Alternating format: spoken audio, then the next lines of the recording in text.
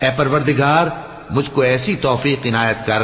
کہ نماز پڑھتا رہوں اور میری اولاد کو بھی یہ توفیق بخش۔ اے پروردگار میری دعا قبول فرما۔ اے پروردگار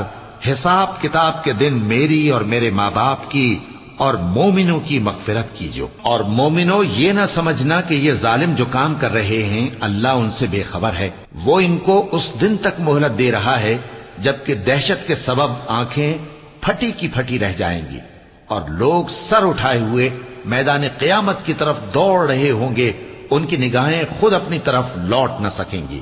اور ان کے دل مارے خوف کے ہوا ہو رہے ہوں گے۔ اور لوگوں کو اس دن سے آگاہ کر دو جب ان پر عذاب آ جائے گا، تب ظالم لوگ کہیں گے کہ اے ہمارے پروردگار ہمیں تھوڑی سی مہلت عطا کر تاکہ ہم تیری دعوت توحید قبول کریں اور تیرے پیغمبروں کے پیچھے چلیں۔